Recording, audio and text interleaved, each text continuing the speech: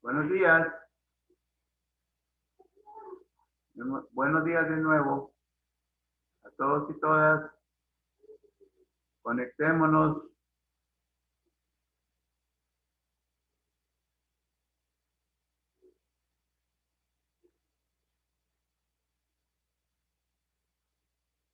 Nos vamos conectando, por favor.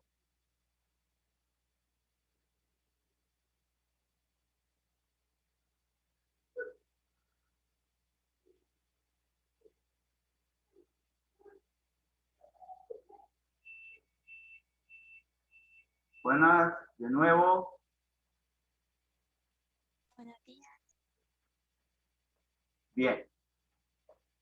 Vamos a continuar pues con nuestra presente clase para terminar ya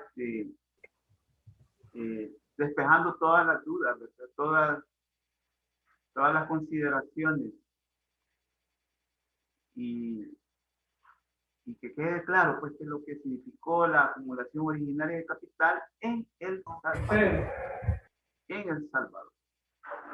Así que vamos a continuar porque la acumulación originaria de capital es un proceso importante para el aparecimiento del capitalismo como modo de producción, como modo de producción dominante en una formación social. Bien.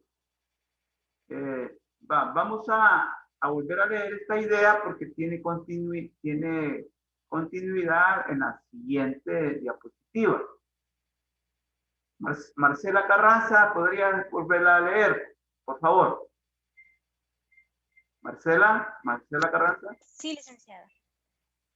Con la voz fuerte, por favor. Consideraciones de la situación.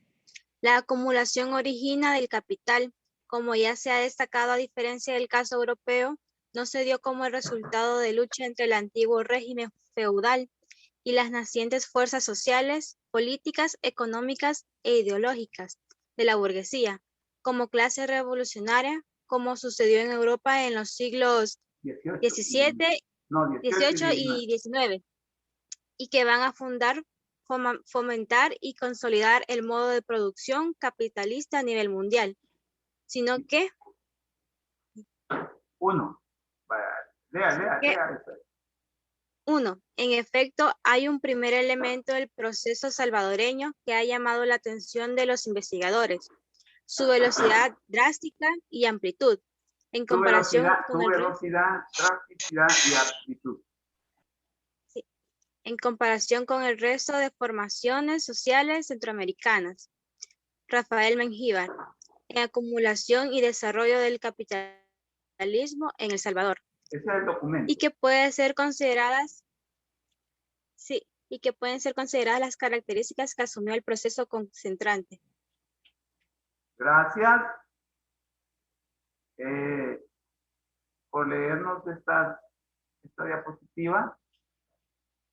Bueno, entonces aquí Marcela nos leyó cuál va a ser las características que va a asumir concretamente el proceso de acumulación original de capital.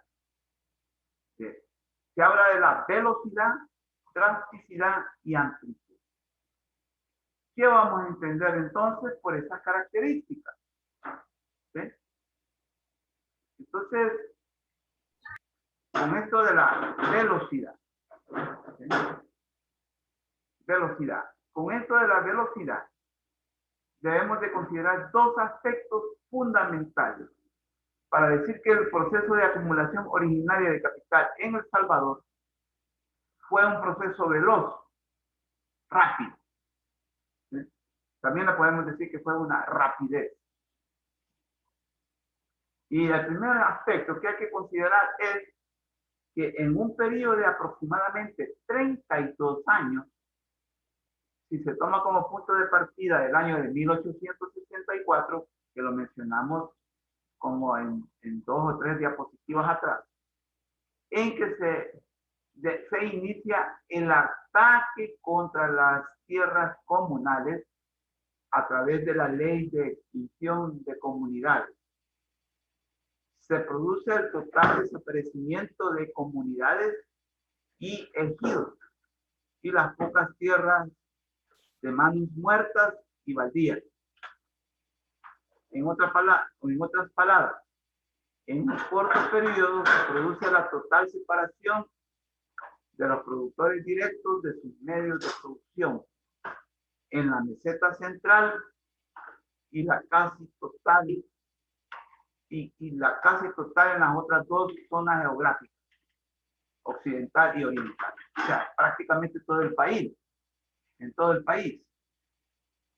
¿Qué es lo que hay que destacar en este aspecto?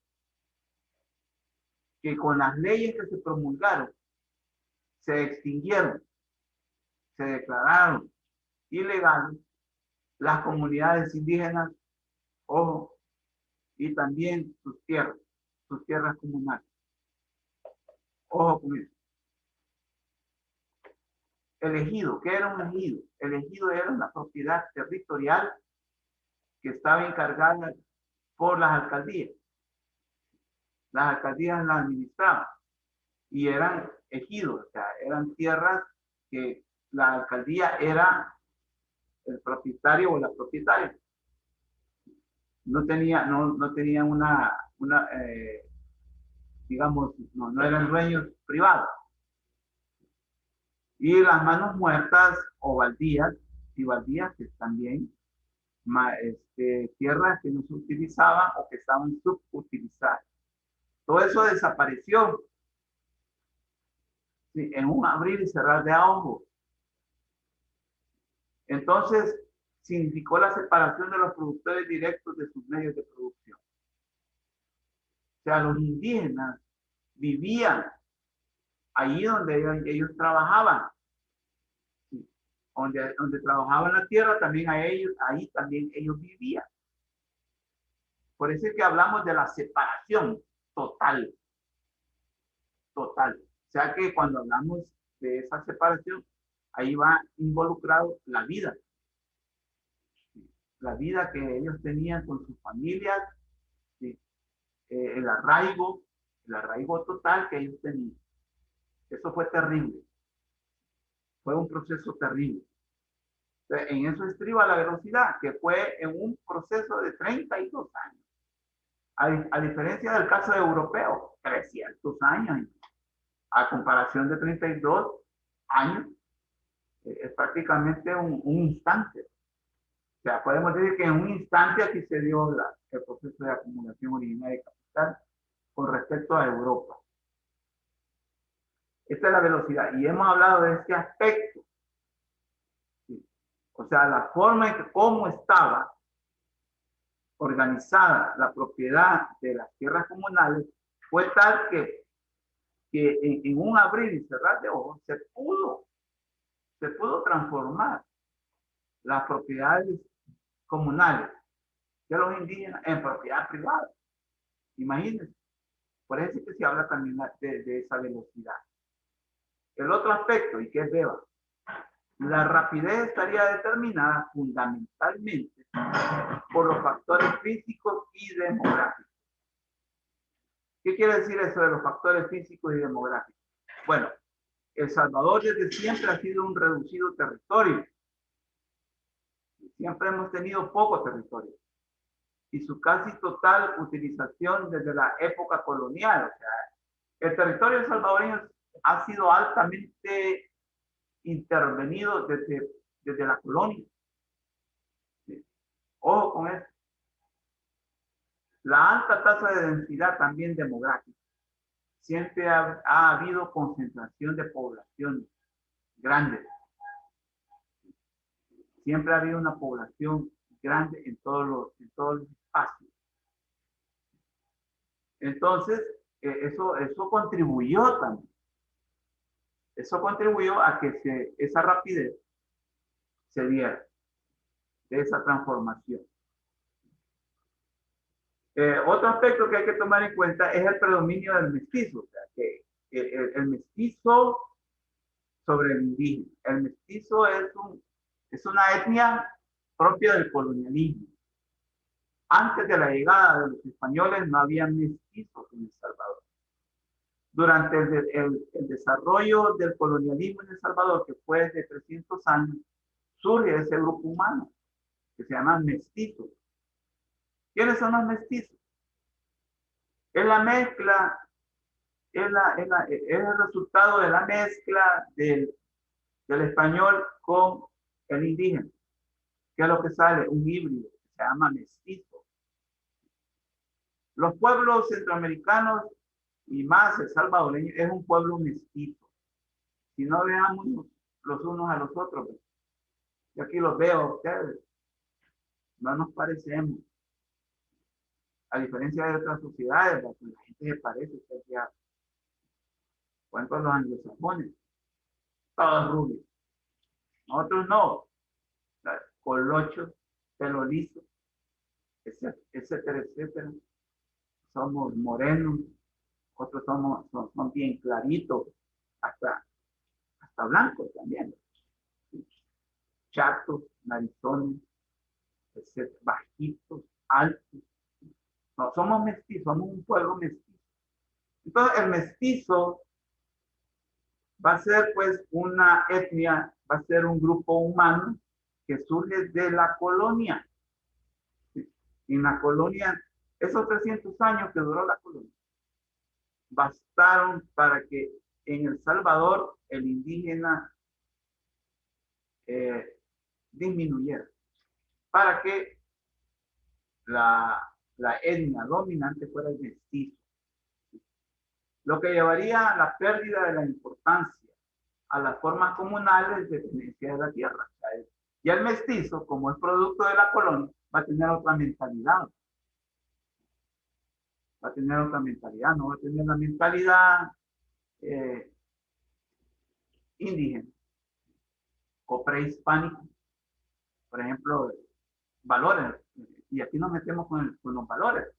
Los valores de los indígenas eran tales que les daban mucho arraigo con la naturaleza. Tenían una gran relación muy estrecha con la naturaleza. Y de hecho, pues, de eso se admiraban mucho los españoles. Y cómo la gente se relacionaba con la naturaleza en una forma armónica, equilibrada. Va a ser con la llegada de los españoles que va a empezar a darse un desequilibrio entre la naturaleza y los habitantes.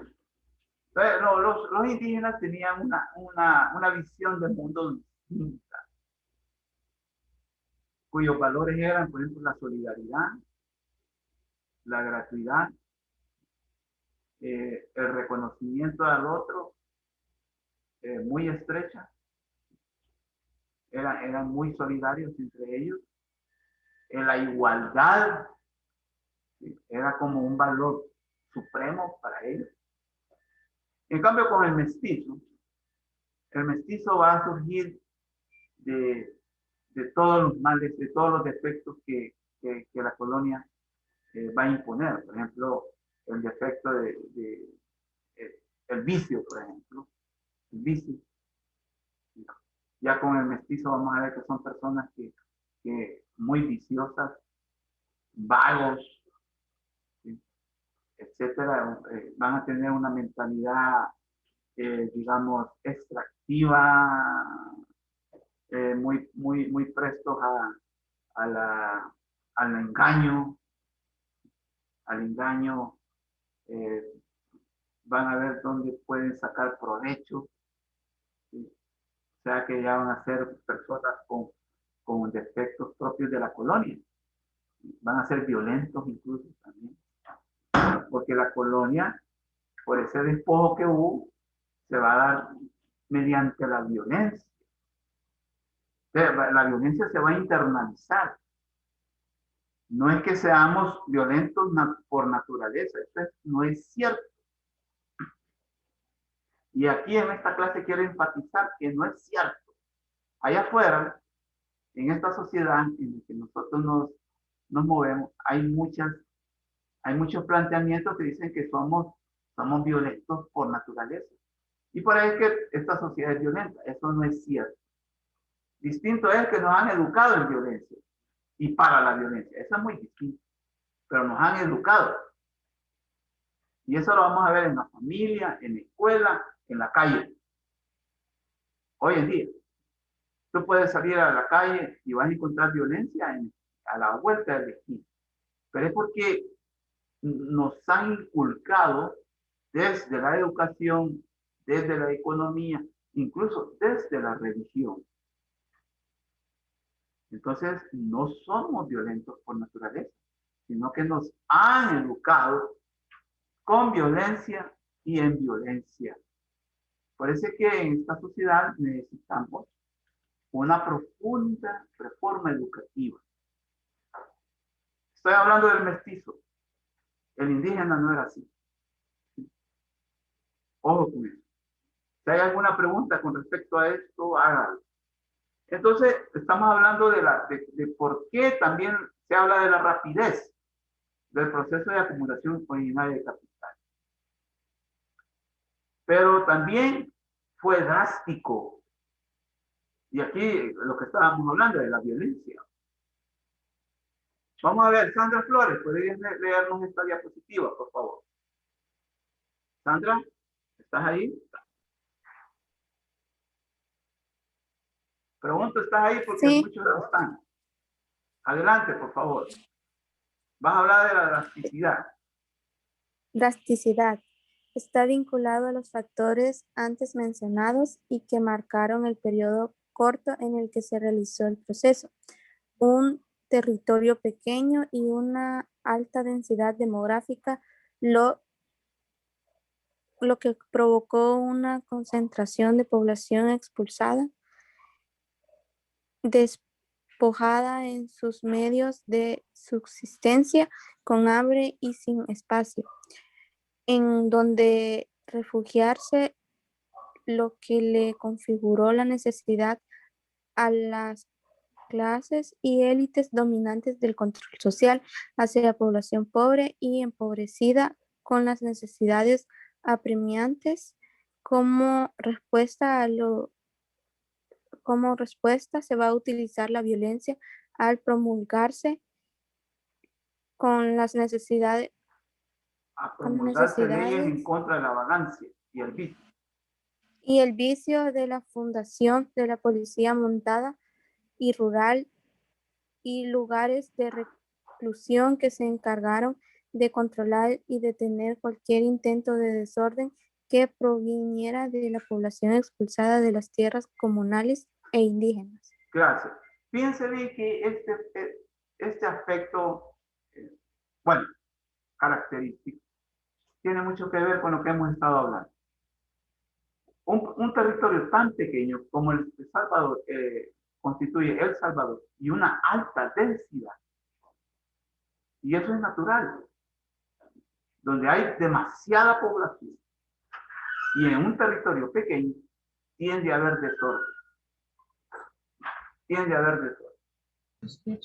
Entonces, las clases dominantes que surgieron del proceso de acumulación originaria y capital van a tener que acudir a la violencia. ¿Sí? ¿A través de qué? A través de leyes también. No solo con la violencia física, sino que también con la violencia jurídica. Van a promulgar leyes en contra de la vagancia. Sí, porque la concentración de población iba a producir que mucha gente se metiera a situaciones en las cuales ellos iban a considerar que iban a ser como una amenaza, la vagancia y el vicio. Acordémonos que con los españoles vino el vicio del alcoholismo, por ejemplo. ¿Sí? Ellos trajeron el alcohol, entonces nuestros habitantes, los indígenas y después los mestizos van a aprender ese vicio. Entonces había un problema ya de vicio en aquel entonces y la vagancia.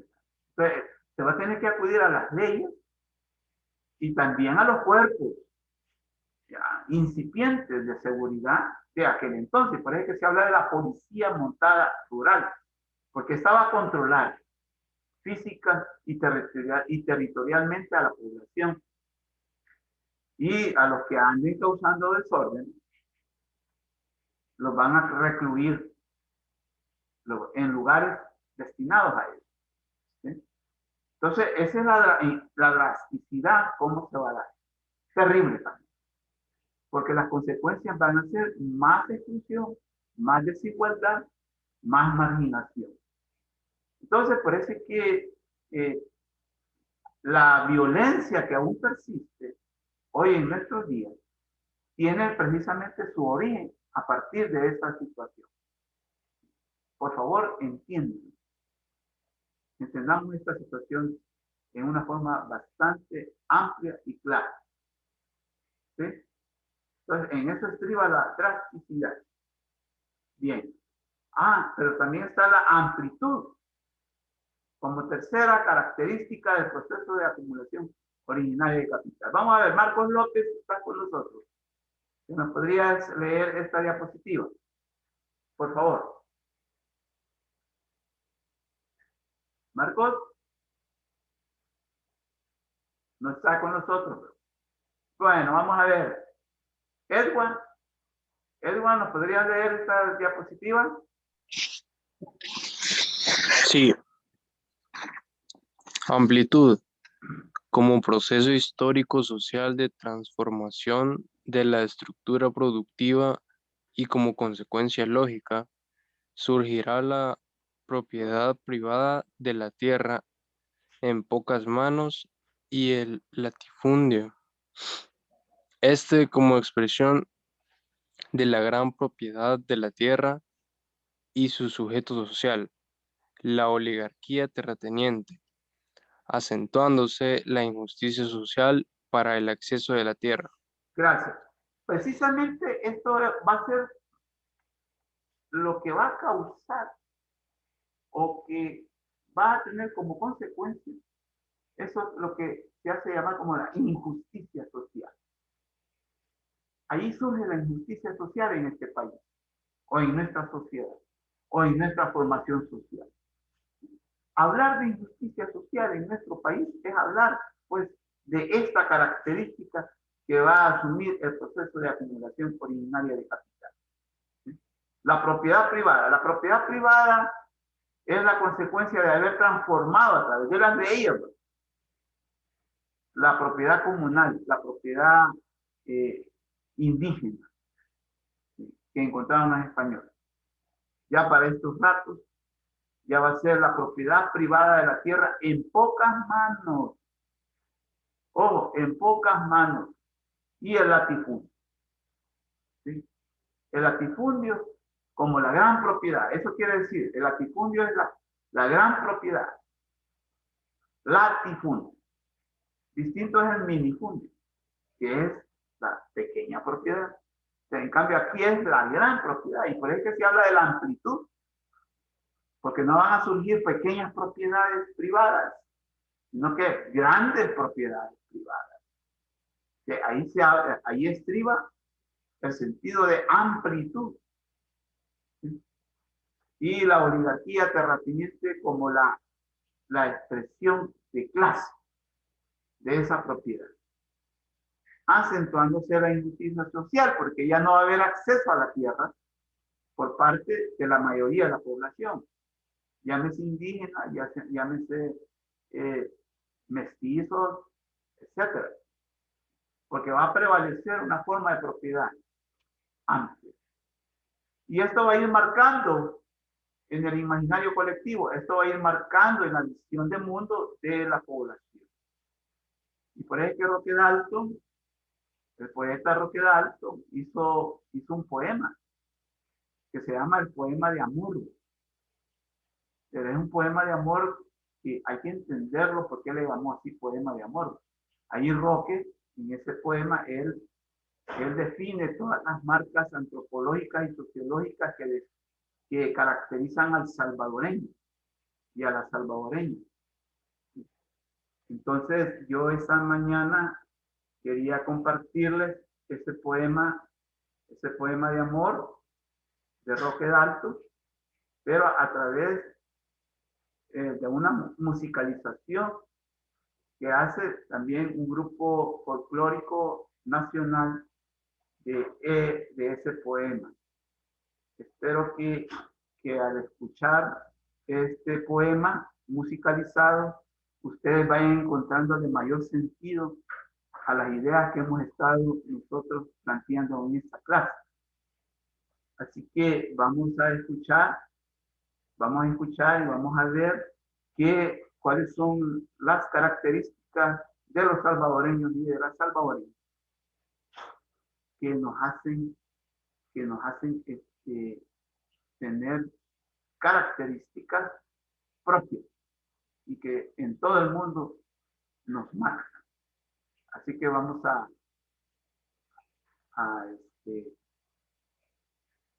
ver pues qué va a ser este poema. ¿Lo oye? ¿No lo oye?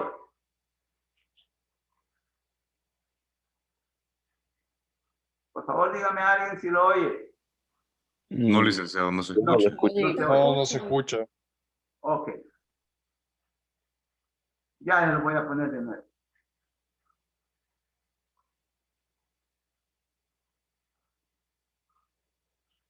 Ha habido algo.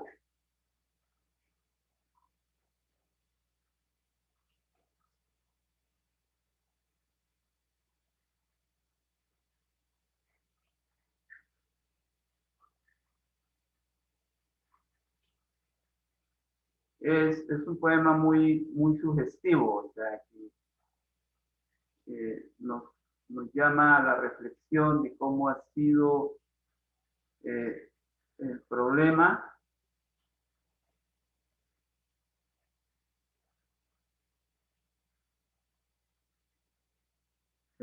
de la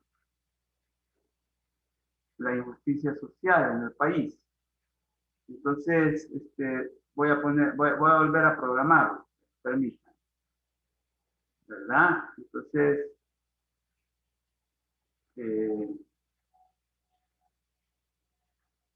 es un poema muy sugestivo.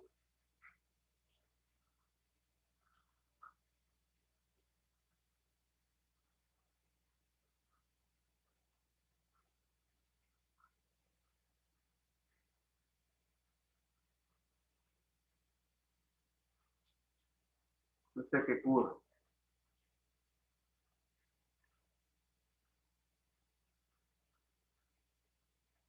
Ok.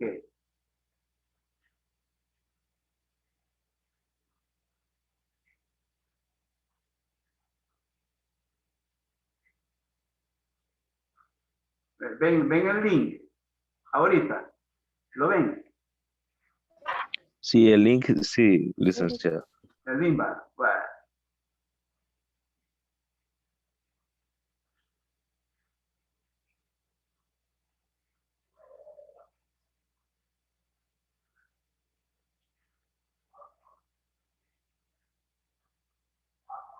¿Lo escuchan ahora? ¿Lo escuchan? Sí, licenciado.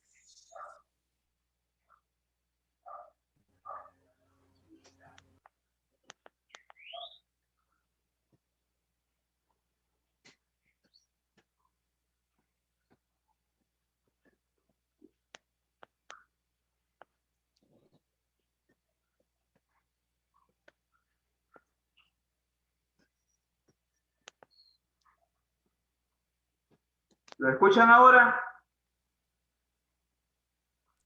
Sí, ¿No? Y yo tampoco, licenciado, la verdad. ¿Cómo? Yo no, licenciado.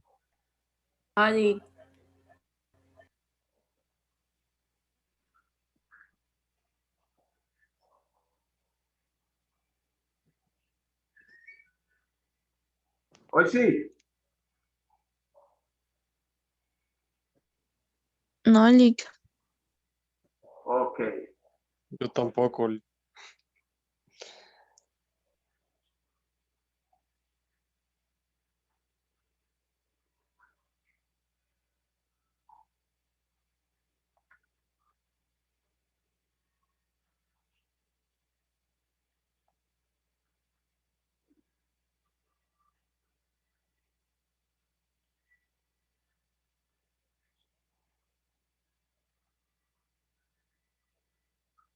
Creo que ha habido una confusión ahorita.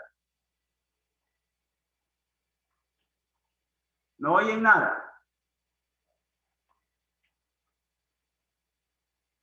¿Oyen algo? Pregunto. A usted. No, Lee.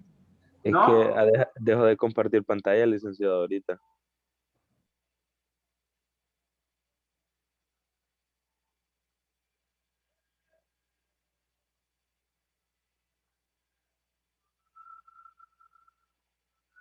Eh,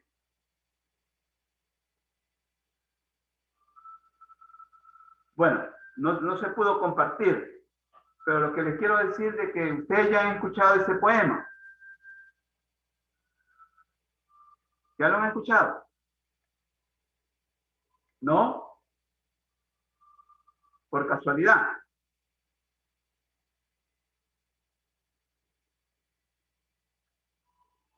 Hola. No. ¿No? Nunca lo han escuchado. No. Ok.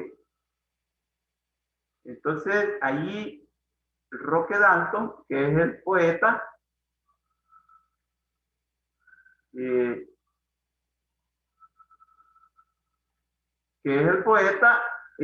universal nuestro. ¿Ven el link? Sí, Lick. Ah, hoy sí va. Va, entonces le vamos a dar clic para que se escuche. ¿De acuerdo? Díganme sí. Sí, licenciado. Vaya, Lick, está bien.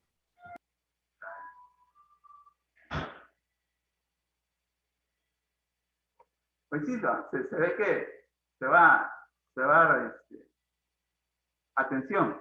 ¿Lo oyen, va? Oye, No, licenciado. no lo oyen. No. Ok. Pero que no se va a poder oír. Lick, yo creo que es porque usted tiene los audífonos. Entonces el sonido no es externo y si está en la computadora no se va a escuchar. Oh, entiendo.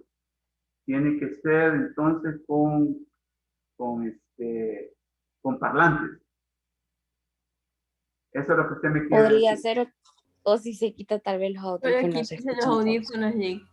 Solo he conectado los audífonos de la computadora, quizás. Ustedes lo podrían oír.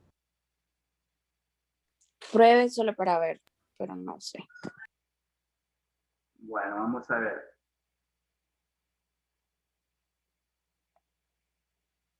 Entonces, vamos a...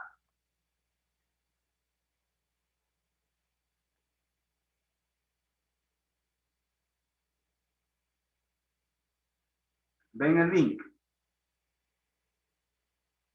Ven el link. No está compartiendo pantalla, Lick. Ah, sí, sí, es cierto.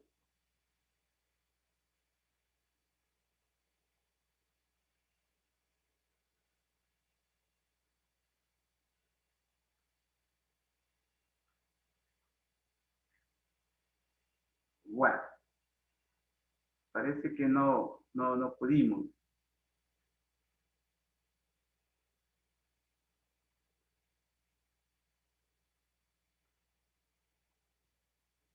Bien. No se pudo, no se pudo ver el video, pero me hubiera gustado que lo viera. Pero la diapositiva sí la ven, ¿va? Es que no está compartiendo pantalla.